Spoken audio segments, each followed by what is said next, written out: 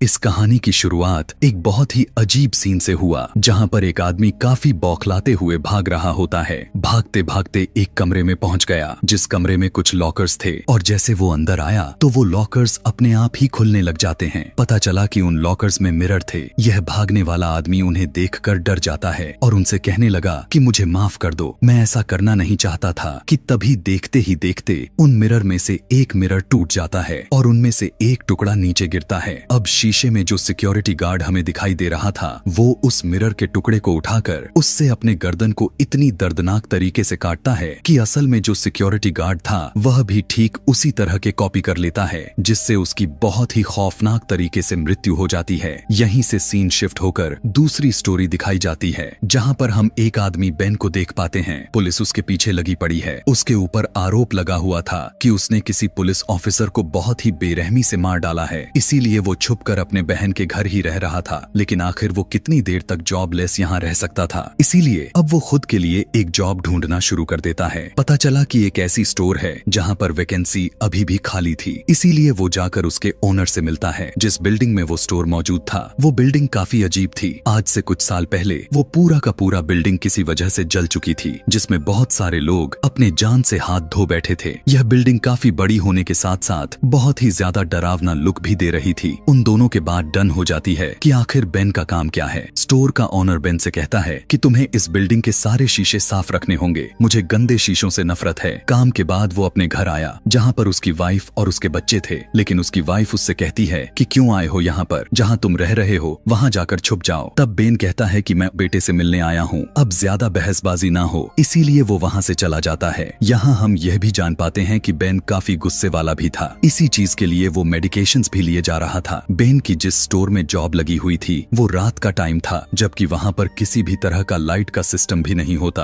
और जब बेन एक टॉर्च लिए काम पर गया तो उसे एक बड़ा सा शीशा दिखाई देता है। उसी शीशे पर हाथ के निशान छपे हुए थे। बेन जब उसे साफ करने लग गया तो उसने देखा कि वो हैंड प्रिंट साफ ही नहीं हो रहा, और मिरर में ऐसा लग रहा था कि जैसे ठीक पीछे वाला दरवाजा खुल रहा है। लेकिन जब वो रियल में देखता है तो वो पहले से बंद था। मगर वो इस बात पर ज्यादा ध्यान न देकर यहाँ से चला गया। ठीक इसी तरह से जब अगली रात वो दोबारा से ड्यूटी पर आया तो उसने देखा कि उसी शीशे पर उसी तरह के एक और भी निशान है। तब उसे लगने लगा कि शायद हो सकता है कि यह मेरे अपने ही हाथ लग गए होंगे। लेकिन जैसे ही यह चेक करने के लिए मिरर को टच किया तो वो बेवजह टूट जाता है। ऐसा होते ही वहाँ पर अजीबो गरीब तरह की चीजें होना शुरू हो जाते हैं। ऐसे लग रहा था जैसे कुछ लोग मिरर के अंदर जल रहे हों, जबकि वहीं आग असल में निकलकर बेन को भी लग जाती है। लेकिन जैसे ही उसे होश आया तो पता चला कि उसके ऊपर तो कोई आग नहीं थी। सोचने लगा कि आखिर उसके साथ ऐसा क्यों हो रहा है। यहाँ पर उसे लगने लगा कि हो सकता है कि शायद उसके मेडिसिन का असर हो। वहीं पर एक गिरा हुआ पर्स मिला। देखने पर पता चला कि यह उसी का पर्स था जो इंसान मारा गया था। यानी इस स्टोर का पहला सिक्योरिटी गार्ड, उसे समझ में ही नहीं आ रहा था कि यहाँ हो क्या रहा है, क्योंकि मिरर में उसे अभी भी अजीबो गरीब चीजें दिखाई दे रही थीं, जैसे किसी औरत का हाथ बाहर निकलने की कोशिश कर रहा है। ये देखते हुए वो उस मिरर को उठाकर अपने साथ लेकर चला जाता है। और उसी स्टोर में भी जब वो देखने लग गया, जहाँ पर उसे एक जली हुई औरत दिखाई देती है जो कि काफी खौफनाक थी। दूसरी तरफ बेन के बेटे को भी यह सारी चीजें दिखाई देने लग चुकी थीं। लेकिन उसकी मदर कहती है कि बेटा तुम परेशान ना हो, कुछ नहीं है, आराम से सो जाओ। एक दिन बेन के घर में उसी सिक्योरिटी ऑफिसर के नाम से एक पार्सल रिसीव होता है, जिसमें काफी ज्यादा न्यूज़पेपर थे, जिनमें ये बताया गया था कि वो बिल्डिंग आग में कैसे जल गई और किस तरह से उसमें लोग मारे गए। तब इसी बात को लेकर बेन उसी स्टोर के ओनर से पूछने लगा कि यह सिक्योरिटी ऑफिसर कहाँ गया। तब वो उसे बताता है कि यह तो मारा जा चुका है। तब बेन उसकी मौत को लेकर काफी परेशान हो गया। सोचने लगा कि पुलिस ऑफिसर मर चुका था तो फिर पार्सल उसके घर किसने भेजा हुआ था। बेन की वाइफ एक हॉस्पिटल में डॉक्टर थी और उसी हॉस्पिटल में उसी सिक्योरिटी गार्ड की डेड बॉडी भी पड़ी थी, जो कि उसे फ्रिज की गई थी। बेन अपने वाइफ से कहकर उसकी बॉडी देखता है, लेकिन तभी उस सिक्योरिटी गार्ड के बॉडी का रिफ्लेक्शन उसे काफी बुरी तरह से डरा देता है। वहीं दूसरी तरफ घर के अंदर बेन की बहन को दिखाया गया, जो कि शीशे में देखकर अपनी ईयररिंग्स उतारने में लगी हुई है।